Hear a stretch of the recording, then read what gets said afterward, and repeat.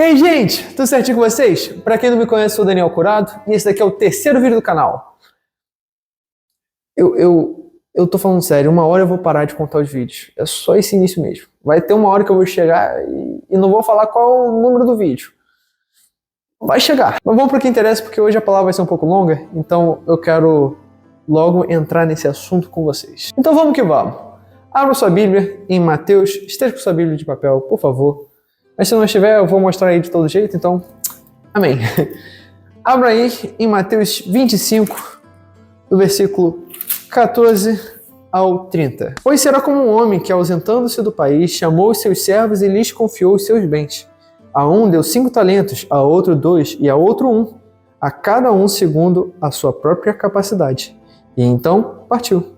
O que recebera 5 talentos saiu imediatamente a negociar com eles e ganhou outros 5. Do mesmo modo que recebera 2, ganhou outros 2. Mas o que recebera 1, saindo, abriu uma cova e escondeu o dinheiro do seu senhor. Depois de muito tempo voltou o senhor daqueles servos e ajustou conta com eles. Então, aproximando-se o que recebera 5 talentos, entregou outros 5, dizendo: Senhor, confiaste-me 5 talentos. Eis aqui outros 5 talentos que ganhei. Disse-lhe o senhor: Muito bem, servo bom e fiel. Foste fiel no pouco, sobre o muito te colocarei. Entra no gozo do teu senhor.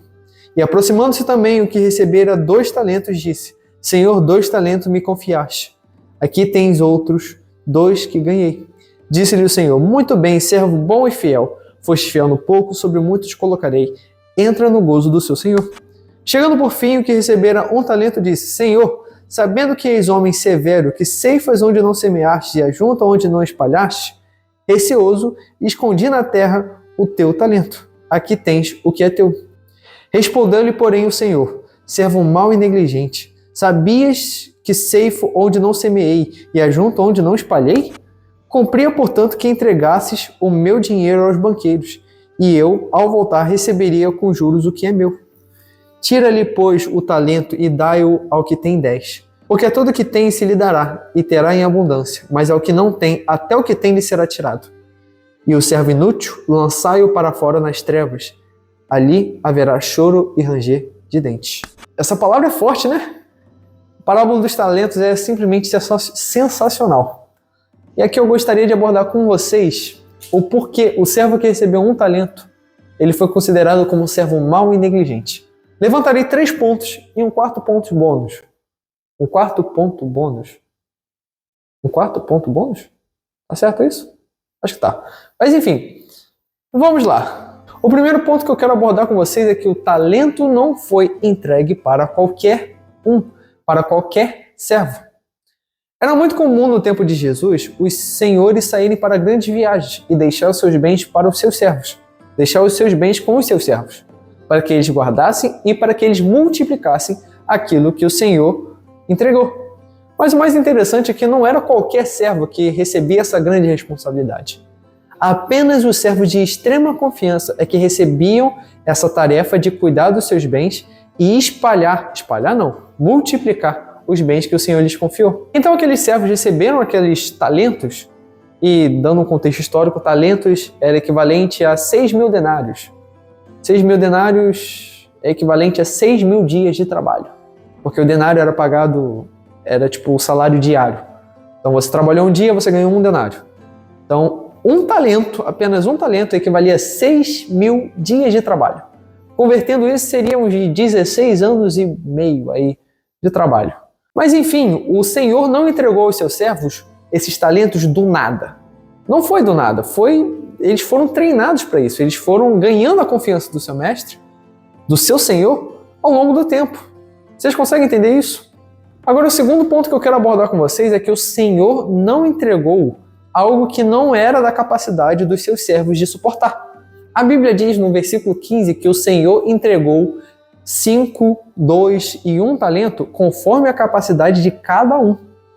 Ele não colocou um peso, um extra peso, algo que eles não conseguiriam suportar. Não, ele sabia a capacidade de cada um. E ao saber a capacidade de cada um, entregava conforme aquilo que eles suportariam. Então eles eram indesculpáveis. Não tinha como eles terem desculpas de falar: não, eu não tinha capacidade suficiente para fazer isso, eu não tinha capacidade suficiente para suportar tal peso. o peso era grande demais para mim. Não, não tinha isso. Não tinha essa desculpa. Porque o servo recebeu conforme a sua capacidade. O Senhor lhe entregou conforme a sua capacidade. O terceiro ponto que eu quero abordar com vocês, e o último foi o que mais me chamou a atenção, foi que o servo que tinha um talento pensou o que não devia. É muito interessante ver que no versículo 16, o servo que tinha 5 talentos, ele saiu imediatamente. A Bíblia dá essa ênfase. Ele saiu imediatamente e foi lá e multiplicou, arranjou maneiras de multiplicar aquilo que o Senhor lhe deu. Da mesma maneira procedeu o servo que tinha 2 talentos. Mas aí quando chega o servo que tinha 1 talento, a Bíblia apenas fala que ele saiu. Tipo assim, ele não tratou aquilo com urgência. Ele apenas tratou saiu. A Bíblia fala que ele saiu. E a partir do momento que ele saiu, ele cavou o talento, que lhe foi entregue. Bem provável que esse servo, quando ele saiu, ele deixou o medo entrar dentro do coração dele. Isso é confirmado no versículo 25. Quando o servo que tinha 1 talento foi prestar contas com o seu senhor, ele fala que ele ficou receioso. E a palavra receoso aqui no grego significa... A palavra utilizada é phobeo, eu não sei falar grego, mas é P-H-O-B, acento no O, não, acento no E e O, que significa pôr em fuga pelo terror. E outro significado é ser surpreendido pelo medo e estar dominado pelo espanto. Então é certo que esse servo deixou o medo entrar. E é muito interessante que em Filipenses capítulo 4, Paulo, a falar com os filipenses para não andarem ansiosos, ele logo em seguida fala no que eles devem pensar. Vamos ler comigo. Filipenses 4, do versículo 8 ao 9. Ele fala assim: finalmente, irmãos, tudo que é verdadeiro, tudo que é respeitável, tudo que é justo, tudo que é puro, tudo que é amável, tudo que é de boa fama, se alguma virtude há e se algum louvor existe, seja isso que ocupe o vosso pensamento. O que também aprendestes e recebestes e ouvistes e vistes em mim, isso praticai, e o Deus da paz será convosco. E é muito interessante que logo depois que ele falou sobre o que devemos pensar, ele falou que nós, a partir desse momento de deixar esse filtro, do que devemos pensar, nós devemos colocar em prática aquilo que nós aprendemos da parte do Senhor. E a gente consegue ver claramente que o medo tomou conta do servo que tinha apenas 1 talento. E esse medo fez com que ele negligenciasse a responsabilidade que o Senhor entregou na mão dele. Só que o medo ele tem um poder muito grande de paralisar a vida do crente, a vida do cristão. E por isso que eu estou fazendo esse vídeo, para ressaltar o porquê o servo que apenas tinha 1 talento, ele foi considerado um servo mau e negligente. Lembre-se que o Senhor, e de maneira nenhuma, ele foi injusto. Porque o Senhor, primeiro, ele confiava muito no seu servo. Segundo, ele não deu uma carga excessiva, uma carga que ia além das forças do seu servo. Só que o terceiro ponto, e que é o que pesa para nós servos, é que ele deixou o medo adentrar o coração. E com isso, ele paralisou e por medo, ele enterrou aquilo que o Senhor lhe havia confiado. E muitas das vezes a gente age dessa mesma maneira. O Senhor nos confia algo, mas a gente acha grandioso demais. Para nossa capacidade, a gente simplesmente guarda aquilo. Às vezes, vamos falar de talento, não talento dinheiro, mas talento, o dom que o Senhor dá. Às vezes o Senhor te dá um talento muito grande em uma área específica, mas a gente, por vergonha do que os outros vão achar, ou por medo da gente se frustrar, a gente decide cavar o talento e guardar aquilo. Sendo que o Senhor, se Ele te entregou algo, é porque Ele quer que vidas sejam alcançadas por isso, na simplicidade.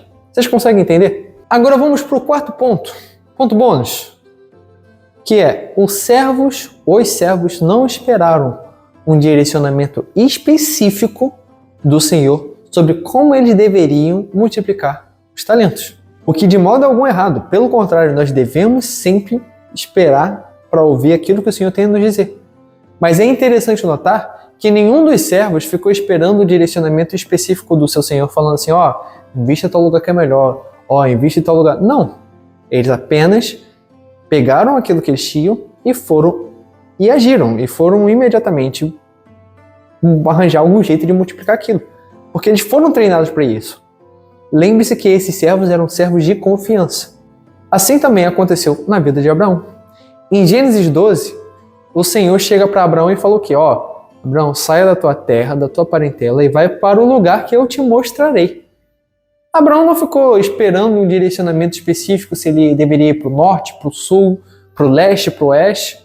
Não, ele só simplesmente pegou Sara, pegou Ló e saiu. Vocês estão conseguindo entender o que eu estou querendo passar para vocês? A grande questão é que nós sim devemos receber o direcionamento do Espírito Santo, nós sim devemos buscar aquilo que o Senhor tem a nos direcionar, mas muitas das vezes o Senhor nos entrega algo na nossa mão e a gente tem que simplesmente tomar uma atitude em cima daquilo que Ele já nos ensinou ao longo da caminhada.